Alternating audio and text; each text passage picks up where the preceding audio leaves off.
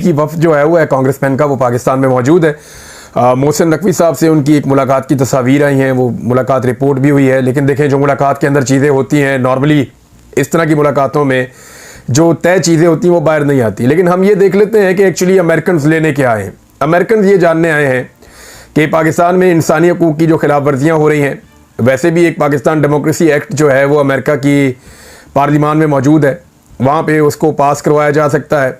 वो अगर एक्ट पास हो जाता है तो पाकिस्तान के लिए बड़ी प्रॉब्लम हो जाएगी। पाकिस्तान की मिलिट्री एस्टेब्लिशमेंट को एक ऑकवर्ड सिचुएशन का सामना करना पड़ेगा। अगर हाफिज़ आसिम मुनीर साहब पे पाबंदियाँ लग जाती हैं तो ये पाकिस्तान का पहला मिलिट्री जनरल होगा जिसके ऊपर बतौर आर्मी चीफ अमेरिका में पाबंदियाँ लग जाएँ। इससे पहले डिक्टेटर्स के साथ भी कभी ऐसा नहीं हुआ।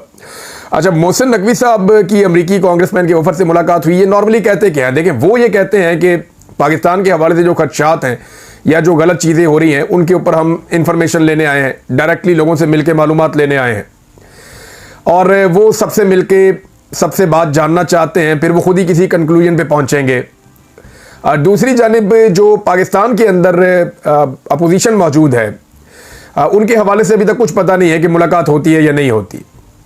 यानी इमरान खान साहब से मुलाकात के लिए उनकी ख्वाहिश तो थी, वो जब अमेरिका में थे तब भी ये बात पता चली थी, लेकिन अभी तक नहीं पता कि ये रिजीम इमरान खान से मुलाकात करवाएगा या नहीं करवाएगा। लेकिन शहजाद अकबर साहब ने एक दावा किया, उन्होंने कहा जी मरियम नवाज से मुलाकात करवा देंगे इनकी, और जो मुलाकातें होनी चाहिए थी इमरान खान साहब की फैमिली से और बाकी लोगों से, वो कोशिश की जा रही है कि ना करवाई जाए। शहजाद अकबर साहब का दावा है कि ISI ने बड़ी शातराना हिकमत अमली से आने वाले वफ्द को अपना शिकार बना लिया है। ये वफद आर्मी चीफ से मुलाकात करेगा, इमरान खान साहब से कोई मुलाकात नहीं होगी, फैमिली के लोगों से हत्ता के तयशुदा आज़ाद मंच सहाफ़ियों से भी मुलाकात मनसूख की गई है, जबकि टिकटॉकर वज़ीर आला से मुलाकात करवाई जाएगी। और इस पे वो एक बात कहते हैं कि देखा जो तीर खाक के कमी गाह की तरफ, और वो फिर उन्होंने शेर वहाँ छोड़ दिया। वो मामला ये है कि अपनों ने ही किया, ये अपने ही गिराते हैं नशेमन पे बिजलियाँ। ये बात शहजाद अकबर साहब ने की है। किसके बारे में की है मैं उनसे जान के आपको बताऊंगा। लेकिन मोहसिन नकवी साहब का एक मौक़िफ़ है, इससे पहले जब वो अमेरिका गए थे तब भी हमने रिपोर्ट किया था कि ये अमेरिकन को ये कहते हैं पाकिस्तान की हुकूमत कि इमरान खान पूरी दुनिया और ख़ित्ते के लिए एक ख़तरा बन जाएगा।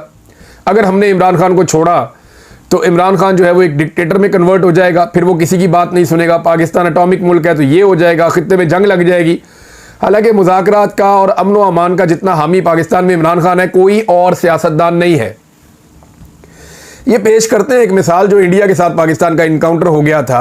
इंडियन तैयारे पाकिस्तान में आए थे, बाद में पाकिस्तान ने जवाबी कार्रवाई की, उनके कुछ तैयारे गिरा दिए, तो वो सारा इमरान खान के खाते में डालते हैं।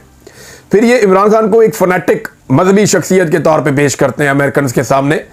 हालांकि इमरान खान बहुत फ्लेक्सिबल आदमी है और उसके नज़रियात हों या तरक्की पसंदी हो और अमन व अमान के हवाले से भी इमरान खान ने ही तो अमेरिका को मशवरा दिया था कि आप बैठें और बैठ के तालिबान के साथ बात करें।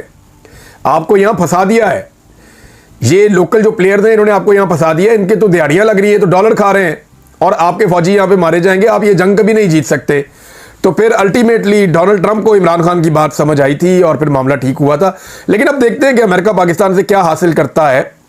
पाकिस्तान तो ये साबित करने की कोशिश करती है, पाकिस्तान की जो मौजूदा रजीम है, कि जनाब ये तो सोशल मीडिया का एक उबाल है और इमरान खान आ गया तो जंगें हो जाएंगी, वो डिक्टेटर बन जाएगा, ये ऐसी बातें शो करते हैं।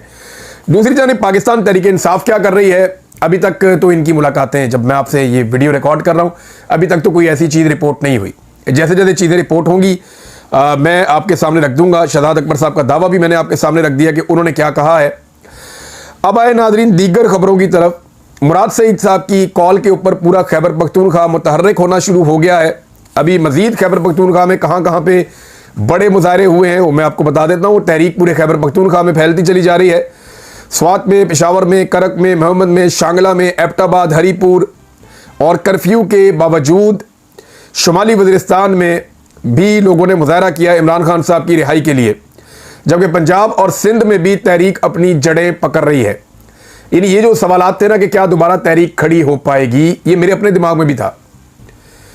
यानी मुझे ऐसा लगता था कि जब लोगों के साथ इतना जुल्म हो गया है तो या तो लोग रिएक्ट कर जाएंगे या लोग डर जाएंगे, दो ही चीज़ें हो सकती हैं।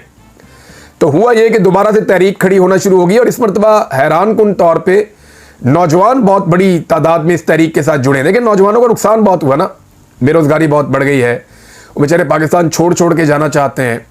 अब जो पैसे वाले लोग हैं वो तो मुल्क से चले जाएंगे, लेकिन जो गरीब लोग हैं, कमज़ोर लोग हैं, वो पाकिस्तान के अंदर उनको रहना है, उन्हें इस मुल्क को ठीक करना है और इसी मुल्क के अंदर अपना रोज़ी रोटी करनी है। तो अब नौजवान जो है वो अपने हाथों में तहरीक को ले रहे हैं और मुराद सईद के एक्टिव होने के बाद उन्हें खासी ताकत मिली है और आने वाले दिनों में ये तहरीक आगे बढ़ेगी। जुनैद अकबर साहब ने एक बहुत बड़ा ऐलान किया है। जुनैद अकबर साहब ने कहा कि इसी महीने पार्टी क़यादत से मशवरा करके खैबर पख्तूनख्वा के सारे रास्ते बंद कर दूंगा। देखिए, खैबर पख्तूनख्वा के सारे रास्ते बंद करने का मतलब क्या है? यानी बहुत सारे काम ऐसे हैं जो वफाकी इदारे और वफाकी हुकूमत खैबर पख्तूनख्वा के रस्तों से करती है। अगर जुनैद अकबर खैबर पख्तूनख्वा के सारे रास्ते बंद कर देते हैं अमली तौर पे, तो फेडरल गवर्नमेंट के पास सिर्फ 2 रास्ते बचेंगे। या तो वो एमरजेंसी नाफज करेंगे, गवर्नर रूल लगाएंगे, कुछ इस तरह की एक्टिविटी या कार्रवाई करेंगे, या फिर उनको सरेंडर करना पड़ेगा, पाकिस्तान तहरीक इंसाफ के साथ मुज़ाकरात करने पड़ेंगे पाकिस्तान की मिलिट्री एस्टेब्लिशमेंट को और बैठ के उनके साथ चीज़ें तय करनी पड़ेंगी। तीसरा रास्ता कोई नहीं बचता, कोई और तीसरा रास्ता बचता ही नहीं। अवाम के पास एहतजाज के अलावा कोई रास्ता नहीं है, क्योंकि देखें अवाम की तो कमर तोड़ के रख दी है इन्होंने, महंगाई के जरिए, बेरोजगारी के जरिए, गुर्बत के जरिए, बैड गवर्नेंस के जरिए से, दहशतगर्दी के जरिए से, मईशत की मुकम्मल तबाही के जरिए से, इंसानी हुकूक की पामालियों के जरिए से, मैंडेट की चोरी के जरिए से इन्होंने अवाम की कमर तोड़ के रख दी है। अब अवाम के पास रास्ता कोई नहीं बचा। अदालत में जाते हैं, अदालत भी कंप्रोमाइज्ड है, जिस इदारे में जाते हैं वो कंप्रोमाइज्ड है। अब तो अवाम को यह लगता है कि उनकी बनाई हुई हुकूमत भी कंप्रोमाइज्ड है।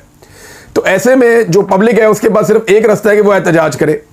अब अगर वो ये रास्ता वाहिद रास्ता इख्तियार करती है तो फिर एस्टेब्लिशमेंट के पास सिर्फ 2 रास्ते होंगे, या तो वो फिर डंडा पक्का पक्का पकड़ के मार्शल लॉ ही लगा दे या इमरजेंसी लगा के गवर्नर राज लगा दे एक तरह का। तो क्या वो सस्टेन कर पाएगा? बड़ा सवाल यह है कि अगर खैबर पख्तूनख्वा में गवर्नर राज लग गया ना, तो मैं आपको लिख कर देता हूं कि फिर अली अमीन गंडापुर को हीरो बनने से कोई नहीं रोक सकता। क्योंकि अली अमीन गंडापुर साहब की अगर कोई कमजोरी बाकी है तो वो सूबाई हुकूमत चलाना चाहते हैं। ये लोग काम भी करते हैं। देखें, अभी सेहत के हवाले से और तालीम के हवाले से कुछ बड़े अच्छे इकदाम हैं। मुजम्मल असलम साहब ने इनको रिपोर्ट भी किया है कि कुछ ऐसी चीज़ें जिनका इलाज पहले सेहत कार्ड में नहीं हो रहा था वो अब किया जाएगा। किडनी ट्रांसप्लांट का है, लिवर ट्रांसप्लांट का है, बोन मैरो ट्रांसप्लांट का है और दीगर कुछ इलाज हैं जो अब होंगे इसके अंदर। इसके अलावा तालीम के हवाले से भी उन्होंने कुछ अच्छी खबरें दी हैं कि जो लाइबिलिटीज़ हैं वो उतारी गई हैं। मजीद तमाम बच्चों को बस्ते लेकर दिए जाएंगे, स्कूल बैग्स वगैरह। तो ये अच्छी एक्टिविटीज़ हैं। एक तरफ अली अमीन गंडापुर साहब की अगर कोई कमज़ोरी है तो वो सूबाई हुकूमत है। अगर वो उनसे चली जाएगी तो फिर ये सारे इकट्ठे होकर वफाकी हुकूमत को और एस्टेब्लिशमेंट को पै जाएंगे और फिर ये हीरो भी बन जाएंगे और इनकी जो मकबूलियत है खोई हुई वो भी वापस आ जाएगी और फिर खैबर पख्तूनख्वा के अंदर से जो तहरीक उठेगी उसको रोकना इनके लिए नामुमकिन हो जाएगा।